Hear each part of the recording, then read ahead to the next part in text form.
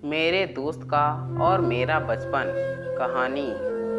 जब मैं 6 या 6.5 साल का था तो बिल्कुल नहीं जानता था कि इस दुनिया में मैं आखिर क्या बनूंगा।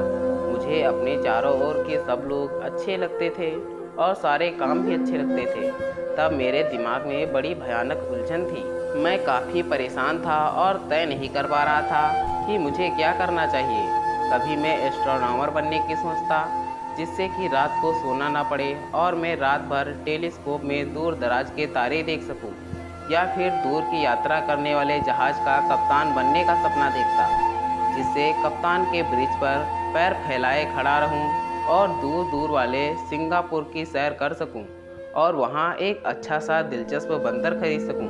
कभी कभी मेरा दिल बुरी तरह चाहता कि मेट्रो ड्राइवर या स्टेशन मास्टर बन जाऊं, लाल कैप पहनूं और मोटी आवाज़ में चिल्लाऊं, रेडी। कभी मैं ऐसा आर्टिस्ट बनने का ख्वाब देखता जो सड़क पर आने जाने वाले मोटर गाड़ियों के लिए सफ़ेद पट्टे बनाता है। या फिर मुझे ऐसा लगता कि एलन बॉम्बर जैसा बहादुर यात्री बनना, छोटी सी बोट पर सारे महासागर तैर जाना, वो भी सिर्फ मछली खाकर। ये भी बुरी बात नहीं, ये सच है कि अपनी समुद्री यात्रा के बाद बोम्बार का वजन 25 किलो कम हो गया था और मेरा तो कुल वजन ही सिर्फ 26 किलो है।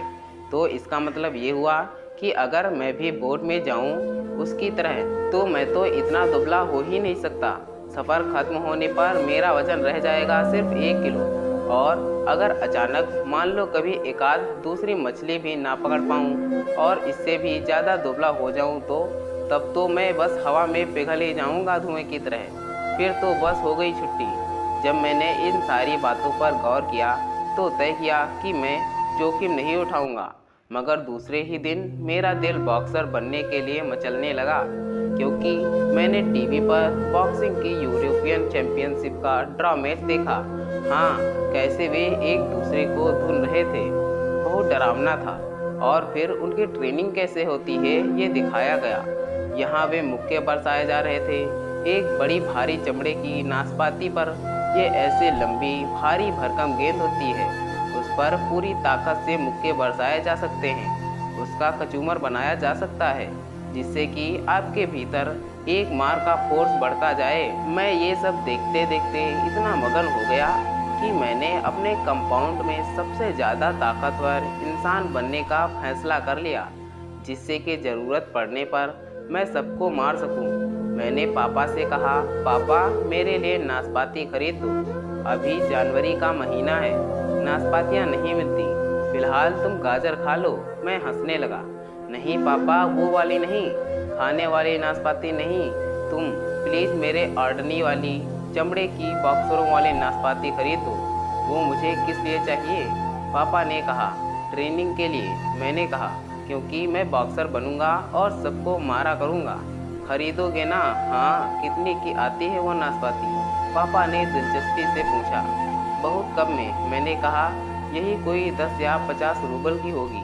तू पागल हो गया है मेरे भाई, पापा ने कहा, बिना नाशपाती के ही किसी तरह मैनेज करो, तुम्हें कुछ नहीं होगा।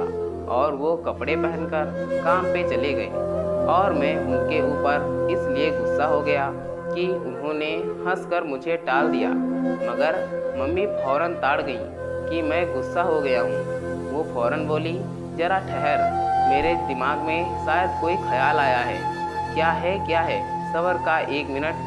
वह झुकी और दीवार के नीचे से एक बड़ी बुनी हुई बास्केट निकाली, जिसमें पुराने खिलौने रखे थे, जिनसे मैं अब नहीं खेलता था, क्योंकि मैं अब बड़ा हो गया था और पतझड़ में मेरे लिए स्कूल यूनिफॉर्म और शानदार कैप खरीदे जाने वाली थी। मम्मी बास्केट में कुछ ढूंढने लगी और जब तक वह ढूंढ रही थी, मैंने अपनी पुरानी ट्राम गाड़ी देखी, बिना पहियों के, रस्सी से बंधी हुई। प्लास्टिक की बांसुरी देखी, धारियों वाला लट्टू देखा, एक तीर रेगजीन के टुकड़े में लिपटा हुआ, नाव के पाल का टुकड़ा, बहुत सारे झुंझुने और भी बहुत कुछ टूटे फूटे खिलौने देखे। और अचानक मम्मी ने बास्केट की तली से तंदुरुस्त मोटे ताजे रोएदार मिस्क का टेडी बियर को निकाला। उसने उसे मेरी और दीवान पर फेंका और बोली, ये देख, ये वही है जो तुझे मिला आंटी ने दिया था। तू अब 2 साल का हुआ था। अच्छा मिसका है, बढ़िया। देख कैसा टाइट है, पेट कितना मोटा है। ओह कितना खेलता था तो इससे। क्या ये नाशपाती जैसा नहीं है? उससे भी बढ़िया है और ख़रीदने की भी ज़रूरत नहीं है। जी भर के इस पर प्रैक्टिस कर, शुरू हो जा।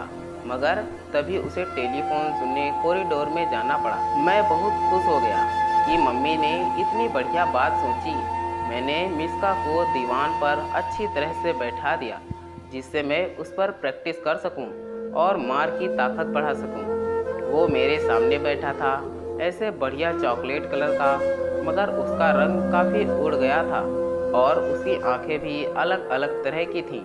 एक जो उसकी खुद की थी, पीली कांच की, और दूसरी बड़ी सफ़ेद तकिए के गिलाफ से बनी बटन की। मुझे तो ये भी याद नहीं कि वो कब आया था, मगर ये ज़रूरी नहीं था क्योंकि मिस्का अपनी अलग अलग तरह की आंखों से मेरी ओर इतनी खुशी से देख रहा था और उसने अपने पैर फैलाए हुए थे, जिससे मिलने के लिए अपने पेट को बाहर निकाल लिया था और दोनों हाथ ऊपर उठा लिए थे, जैसे मजाक कर रहा हो कि वो पहले ही हार मान चुका है। मैं उसकी ओर देखता रहा और अचानक मुझे याद आया कि कैसे मैं इस मीसा को 1 मिनट को भी अलग नहीं होता था। हर जगह उसे अपने साथ घसीट कर ले जाता था, उसको गोद में खिलाता, उसका लाड़ करता और खाना खाते समय उसे अपनी बगल में मेज पर बिठाता, उसे चम्मच से नूडल्स खिलाता और जब मैं उसके चेहरे पर पोत देता, चाहे वही नूडल्स या पॉरीज हो, तो उसका चेहरा इतने मज़ेदार और प्यारा हो जाता जैसे बिल्कुल जिंदा हो। मैं उसे अपने साथ सुलाता, उसे अपनी गोद में झुलाता, मानो वो मेरा छोटा भाई हो। उसके मखमली मजबूत कानों में कहानियाँ फुसफुसाता। तब मैं उसे बहुत प्यार करता था, अपनी पूरी आत्मा से प्यार करता था। उसके लिए उस समय मैं अपनी जान भी दे देता। और इस समय वो बैठा है दीवान पर, मेरा पुराना सबसे बढ़िया दोस्त, बचपन का सच्चा दोस्त। वो बैठा है, अपनी अलग अलग तरह की आंखों से मुस्कुरा रहा है और मैं हूँ कि उस पर माँ की ताकत आजमाना चाहता हूँ। तो क्या? मम्मी ने कहा। वह कॉरिडोर के पास वापस आ गई थी। क्या हुआ है तुझे? मगर मैं नहीं जानता था कि मुझे क्या हुआ है। मैं बड़ी देर तक खामोश रहा और फिर मैंने मुंह फेर लिया, जिससे कि वह मेरे होठों से और मेरी आवाज़ से कोई अंदाज़ा ना लगा सके कि मुझे क्या हुआ है। और मैंने झटके से सिर छत की ओर उठा दिया, जिससे आंसू वापस लौट जाएं। और फिर जब मैंने अपने आप पर थोड़ा काबू पा लिया तो मैंने कहा, किस बारे में पूछ रही हो मम्मी? मुझे कुछ भी नहीं हुआ, बस मैंने अपना इरादा बदल दिया। बस मैं कभी भी बॉक्सर नहीं बनूंगा।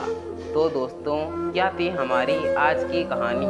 अगर यह कहानी आपको पसंद आई है तो कृपया इसे लाइक करें और कहानी पर अपनी राय देने के लिए इसमें कमेंट करें। दोस्तों, ऐसी ही और कहानियाँ सुनने के लिए हमारे चैनल को सब्सक्राइब करें। धन्यवाद दोस्तों। Thanks for watching this video.